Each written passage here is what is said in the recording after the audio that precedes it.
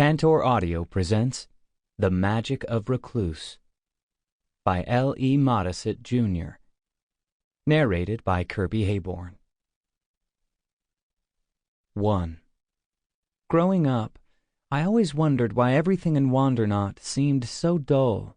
Not that I minded the perfectly baked bread routinely produced by my father or by Aunt Elizabeth, and I certainly enjoyed the intricately carved toys and other gifts that Uncle Sardet miraculously presented on my birthday or on the high holidays. Perfection, especially for a youngster learning about it from cheerfully sober adults, has a price. Mine was boredom, scarcely novel for a young man in the middle of his second decade, but boredom leads to trouble, even when things are designed to be as perfect as possible. Of course, the perfection and striving for perfection that marked the island, though some would term Recluce a smallish continent, had a reason. A good reason, but one hardly acceptable to a restless young man. Perfection, Lerris, my father repeated time after time, is the price we pay for the good life. Perfection keeps destruction away and provides a safe harbor for the good. But why? And how? Those were always my questions. Finally, shortly after I finished the minimum formal schooling, in my case at 15, my mother entered the discussion.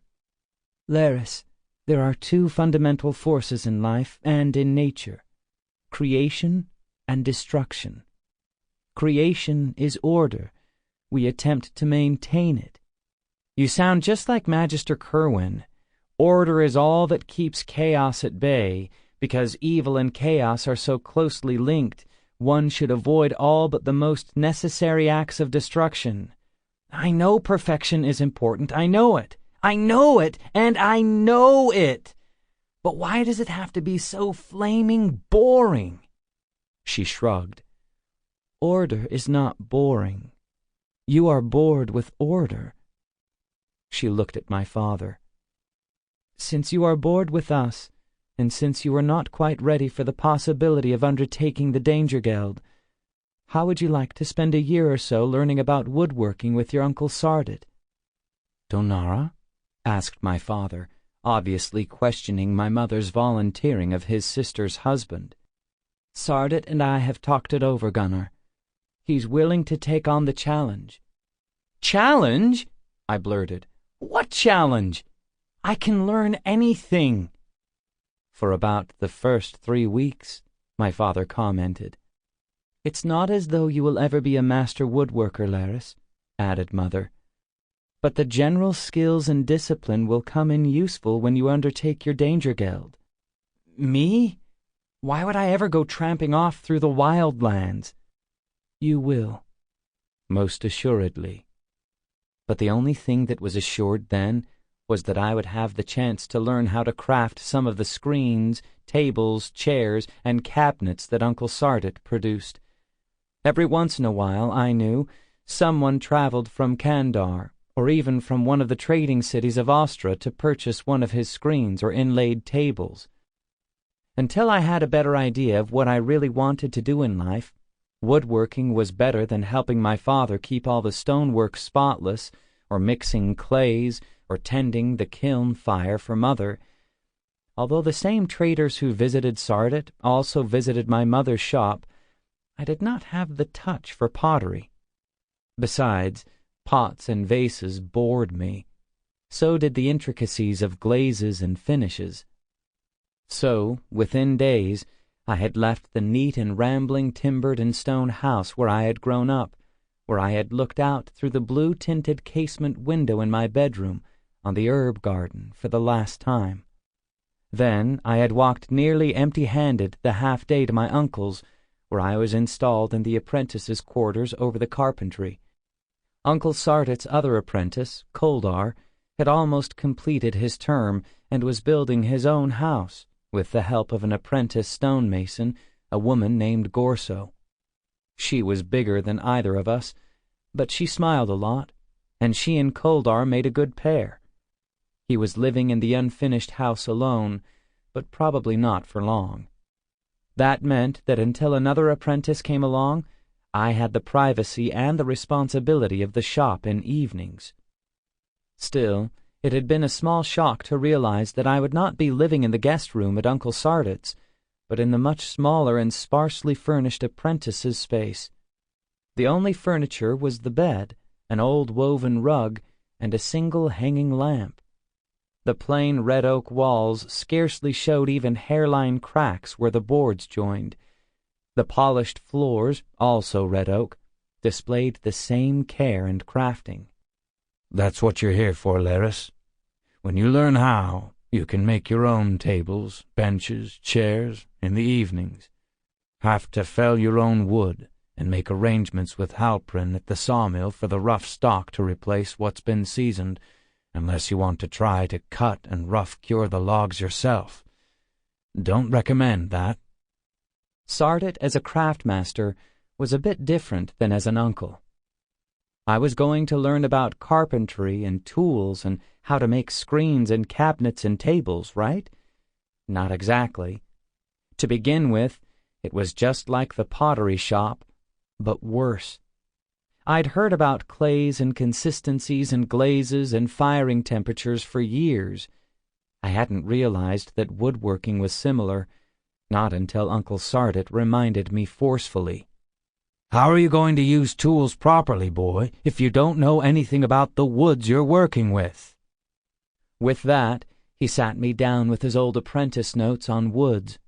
Each day, either after work or before we opened the shop in the morning, I had to show him my own hand-copied notes on at least 2 kinds of trees, the recommended uses, curing times, and general observations on the best uses of the wood. Not only that, but each card went into a file box, the one thing he had let me make, with some advice from him, and I was expected to update the cards if I learned something of value in a day's work on a wood. "What did you write down on the black oak? Here, let me see." He scratched his head. "You spent all day helping me smooth that piece, and the wood told you nothing?" Once in a while, I saw Koldar grinning sympathetically from whatever project he was handling. But we didn't talk much because Uncle Sardit kept me busy, and because Koldar mostly worked alone, just checking with Uncle Sardit from time to time. After a while, Uncle Sardit even nodded once or twice when reviewing my cards, but the frowns and questions were always more frequent. And as soon as I thought I understood something well enough to avoid his questions, he would task me with learning some other obscure discipline of woodworking. If it weren't the trees, it was their bark. If it weren't their bark, it was the recommended cutting times and sawmill techniques. If it weren't one type of wood, it was what types you could match in inlays, what differences in grain widths meant. Some of it made sense, but a lot seemed designed to make woodworking as complicated as possible. Complicated? Of course it's complicated. Perfection is always complicated. Do you want your work to last, or do you want it to fall apart at the first touch of chaos? But we don't even have any white magicians in Recluce. We don't? Are you sure about that? There wasn't much you could say to that. Practicing magicians, at least the white ones who used chaos, were strongly discouraged by the masters. And what the masters discouraged generally stayed discouraged, although there seemed to be only a few masters for all the towns in Recluce. I guess my old teacher Magister Kerwin actually was a master, although we didn't usually think of magisters as masters. They were both part of the same order. Magisters were those who actually taught. So I kept studying woods, trees, and tools, and after nearly a year began to make a few simple items. Breadboards? Someone has to make them, and they should be made right. You can do it well enough to keep chaos at bay, and you can select from any of my designs or try one of your own. If you do your own, let's go over it together before you begin cutting. I did one of my own, simple but with an octagonal shape. Simple but nice, Lerris. You may actually have a future as a woodcrafter. From breadboards, I went to other simple items: outdoor benches for a cafe, a set of plain bookcases for the school. Nothing with carving, although I had begun to do carving for my own furniture, and Uncle Sardit had even admitted that the wooden armchair I had built for my quarters would not have been out of place in most homes. Most homes. Not quite clean enough, and a few rough spots with the spoke joining angles, but, on the whole, a credible effort. That was about the most I ever got in praise from Uncle Sardit. But I was still bored, even as I continued to learn. 2. Lerris! The tone in Uncle Sardit's voice told me enough. Whatever I had done, I did not wish to know. I finished washing the sawdust from my face.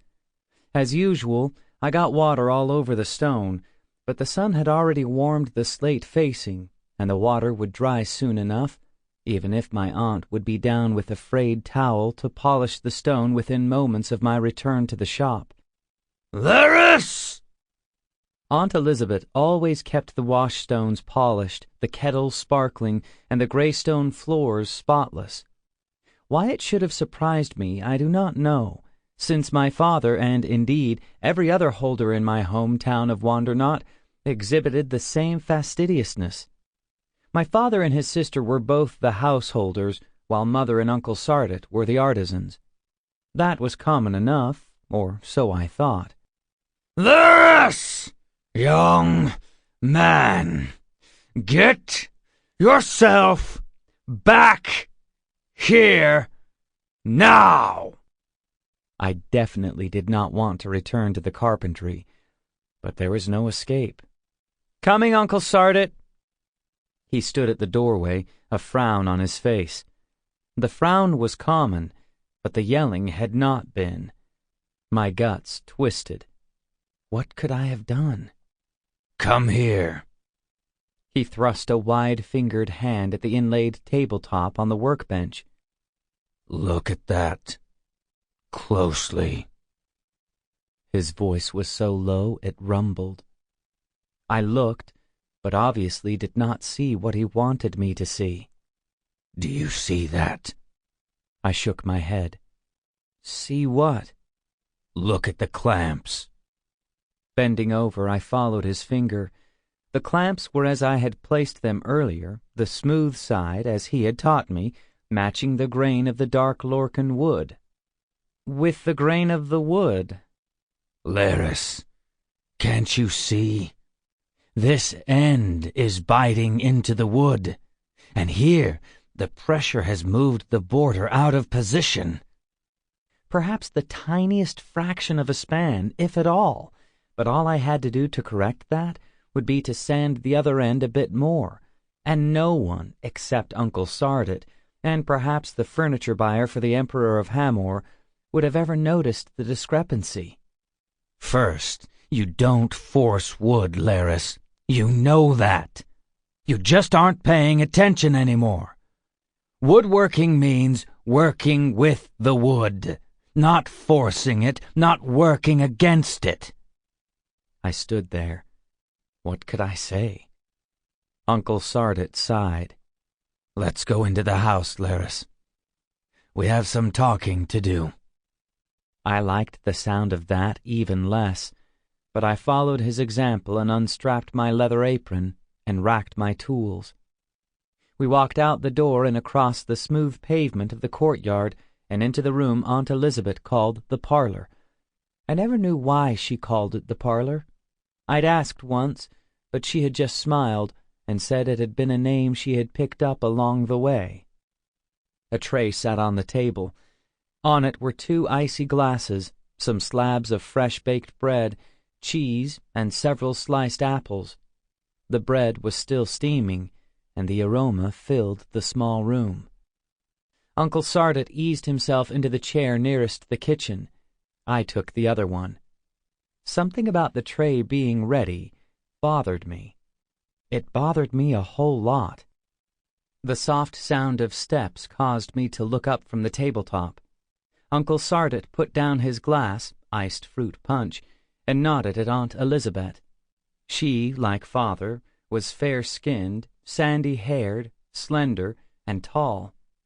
Uncle Sardit was smaller and wiry, with salt-and-pepper hair and a short-cropped beard. Both of them looked guilty. "You're right, Lerris. We do feel guilty. Perhaps because you're Gunner's son." That was Aunt Elizabeth. "But that doesn't change anything," added Uncle Sardit. "You still have to face the same decisions whether you're our nephew or not." I took a gulp of the fruit punch to avoid answering, though I knew Aunt Elizabeth would know that. She always knew. So did my father. "Have something to eat. I'll do some of the talking. Elizabeth will fill in anything I miss." He took a wedge of cheese and a slab of bread and chewed several bits slowly, swallowed, and finished up with another gulp of fruit punch. "Magister Kerwin should have taught you, as he taught me, that a master or journeyman who instructs an apprentice is also responsible for determining the apprentice's fitness for practicing the craft." I took some bread and cheese. Obviously, the master was responsible for the apprentice. What he did not tell you, or me, is that the craft master must also determine whether the apprentice will ever be ready for practicing a craft, or whether the apprentice should be considered for dangergeld or exile. Exile? You see, Lerris, there is no place in Recluce for unfocused dissatisfaction, added Aunt Elizabeth. Boredom, inability to concentrate, unwillingness to apply yourself to the fullest of your ability, these can all allow chaos a foothold in Recluce. So the real question facing you, Lerris, is whether you want to take the dangergeld training, or whether you would rather just leave Recluce. Forever. Just because I'm bored? Just because I put a little too much pressure on a wood clamp? For that I have to choose between exile and dangergeld? No, because your boredom reflects a deeper lack of commitment. Sloppy work on the part of someone who is doing his best is not a danger. Nor is sloppy work when the honest intent is perfection, provided, of course, that no one has to rely on the sloppy work for anything that could threaten their life if it failed. Aunt Elizabeth looked somehow taller, and there was a fire behind her eyes. I looked away. Are you saying that you have honestly been happy trying to achieve perfection in woodwork? Asked Uncle Sardit. No. I couldn't very well lie. Aunt Elizabeth would catch it. Do you think that it would become easier if you continued to work with me? No. I took another slice of bread and a second wedge of cheese. I didn't remember eating the first, but I must have. I sipped the fruit punch only enough to moisten my mouth, since I was cold enough inside already. Now what? I asked before taking another bite. If you decide to take the dangergeld training, the masters will work with you for as long as necessary in their judgment to prepare you for your dangergeld. After training, you cannot return until you have completed the charge laid upon you. If you choose exile, you will leave. You cannot return except with the permission of the masters. While not unheard of, such permission is rarely given. Just because I'm bored? Just because I'm young and haven't settled down? Just because my woodwork isn't perfect? No, it has nothing to do with youth. Aunt Elizabeth sighed. Last year the masters exiled 5 crafters twice your age, and close to a dozen people in their 3rd and 4th decade undertook the dangergeld. You're serious, aren't you? Yes. I could tell she was. Uncle Sardit, for all his statements about doing the talking, hadn't said a word in explanation. I was getting a very strange feeling about Aunt Elizabeth, that she was a great deal more than a holder. So where do I go? You're sure? asked Uncle Sardit, his mouth full. "What choice is there? I either get plunked down on a boat to somewhere as an exile, knowing nothing, or I try to learn as much as I can before doing something that at least gives me some chance of making a decision." "I think that's the right choice for you," said Aunt Elizabeth. "But it's not quite that simple." After finishing my bread and cheese in the strained atmosphere of the house, I went back to my quarters over the shop and began to pack. Uncle Sardit said he would keep the chair and the few other pieces until I returned. He didn't mention the fact that few dangergelders returned. Neither did I. 3. Like a lot of things in Recluce, my transition from apprentice to student dangergelder just happened, or that's the way it seemed. For the next few days after my rather ponderous and serious conversation with Aunt Elizabeth and Uncle Sardit, I continued to help out around the carpentry shop. Uncle Sardit now asked me to rough-shape cornices or rough-cut panels rather than telling me to, and Koldar just shook his head, as if I were truly crazy. He shook it so convincingly that I began to wonder myself. Then I'd hear Uncle Sardit muttering about the inexact fit of 2 mitered corners, or the failure of 2 grains to match perfectly, or I'd watch him redo a small decoration that no one would see on the underside of a table because of a minute imperfection. Those brought back the real reason why I couldn't stay as his apprentice, the boring requirement for absolute perfection. I had better things to do with my life than worry about whether the grain patterns on 2 sides of a table or panel matched perfectly, or whether a corner miter was a precise 45 degrees. Perhaps it suited Koldar, and perhaps it kept the incursions of chaos at bay, but it was boring. Woodworking might have been better than pottery, but when you came right down to it, both were pretty dull. So I didn't mind at all when, several days later, Aunt Elizabeth announced that I had better get my things together. "For what?" "Your training as a dangergelder, of course. Do you think that the masters just hand you a staff, a map, and some provisions, and hustle you aboard a ship to nowhere?" That thought had crossed my mind, but I quickly dismissed it in the face of my aunt's insistence. "What about saying goodbye to my family?" Of course. We're not exactly barbarians, Lerris. They've been expecting you for some time, but you're not an apprentice any longer. So what you do is strictly up to you. The masters at Nylan are expecting you, and several others, the day after tomorrow." "That's a good distance," I hinted, hoping that Aunt Elizabeth would indicate that the masters would provide a carriage or a wagon. While I had a few silver pence, I certainly had no desire to spend them on riding the high road. Nylan was a full day's walk, and then some. "That it is, Lerris. But did you expect the masters to come to you?"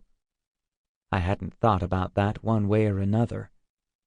Aunt Elizabeth cocked her head, smiling, as if to indicate that the sunny morning was passing quickly. It was, and if I had to be in Nylan by the following evening... Another thought crossed my mind. "When on the day after tomorrow?" "No later than noon, although I suppose no one would mind if you were a trifle later than that." Her smile was kindly, as it usually was, and the sun behind her still sandy hair gave her the look of... Well, I wasn't sure, but Aunt Elizabeth seemed to be more than I had thought. Why, I couldn't say, just as I couldn't explain why woodworking seemed so incredibly boring. I swallowed. "I'd better get going. That's an early rising tomorrow, and time to make on the road." She nodded. "I have some flake rolls for your parents if you're going that way, and you'll find a set of boots with the right trousers and cloak laid out on your bed." I swallowed again. I hadn't thought about the boots, although my heavy apprentice clothes would have been adequate for most hard travel. "Thank you." I looked down. Need to say goodbye to Uncle Sardit. He's in the shop. After going back to my room, I found my clothes had been wrapped in one bundle, and that someone had laid out not only boots and clothes, but a walking staff of the heaviest, smoothest, and blackest lorcan. The staff was almost unadorned, not at all flashy, but it was obviously Uncle Sardit's work, probably months in preparation, as he had cut, seasoned, and shaped the wood, and soaked it in iron bath. The ends were bound in black steel, with the bands recessed so precisely they were scarcely visible against the darkness of the wood. I held it, and it seemed to fit in my hand. It was exactly my own height. Finally, I shrugged, and looked around for the old canvas bag in which I had brought my old clothes. Not that there were many left after nearly 2 years of growing and discovering muscles in the process of woodworking. Don't let anyone tell you that precision woodwork isn't as hard as heavy carpentry. It isn't. It's harder. And since you can't make mistakes, not for someone like Uncle Sardit, it requires more thinking. The last thing laid out was a pack. Not flashy, not even tooled leather, but made out of the tightest woven and heaviest cloth I'd ever seen. Dull brown, but dipped in something that had to be waterproof. I wondered if Aunt Elizabeth and Uncle Sardit felt guilty for deciding that I didn't fit in. Certainly the staff and the pack alone were magnificent gifts, and the clothes, although a dark brown, were of equal quality and durability. That wasn't all. Inside the pack was a small purse. Attached was a note. Here are your apprentice wages. Try not to spend them until you leave Recluce. I counted 20 copper pennies, 20 silver pence, and 10 gold pence. Again, a near incredible amount. But I wasn't about to turn it down, not when I couldn't tell what might lie ahead. I picked up the staff again, running my fingers over the grain, examining it once more, trying to see how the ends were mated so closely to the wood that the caps were scarcely obvious. At least they, or my parents, whoever had supplied me, wanted to send me off as well prepared as they could. I remembered from Magister Kerwin's dry lectures that dangergelders were only allowed whatever coins they could carry comfortably, 2 sets of clothes, boots, a staff, a pack, and a few days' provisions. If you decided to return, of course, after your year or more away, and the masters approved, you could bring back an entire ship, provided it wasn't stolen or unfairly acquired. But then, the masters weren't too likely to let you return if you'd turned to thievery. I shook my head, put down the staff, and examined the pack, realizing my time was short. Inside were another set of clothes and a pair of light shoes, almost court slippers. Stripping to the waist, I headed down to the wash trough to clean up before putting on the new clothes. Uncle Sardit was humming as he buffed the desk he was finishing, but did not look up. Koldar was down at the sawmill, trying to find enough matched red oak to repair the fire-damaged tables at Polenk's Inn. I'd overheard my aunt and uncle discussing the fire, acting as if it had been totally expected, ever since young Near Polenk had taken over from his ailing father. Some have to learn the hard way. Some don't, my aunt had answered, but she hadn't said anything more once I had entered the house for dinner. On the washstones was a fresh towel, which, after the chill of the water, I gratefully used. At least I hadn't needed to take a shower. Standing under even partly warmed water in the outside stone stall wasn't exactly warm. Cleaning that stall was even less enjoyable, but Aunt Elizabeth, like my father, insisted on absolute cleanliness. We didn't eat unless we were washed up, and more than once as a child I'd gone without dinner for refusing to wash. They both took a shower every day, even in winter. So did my mother and Uncle Sardit, although my uncle occasionally skipped the shower on the days that Aunt Elizabeth was out visiting friends. I folded the towel, and put it on the rack. Getting ready to go? Uncle Sardit stood in the shop door. Sample complete. Ready to continue?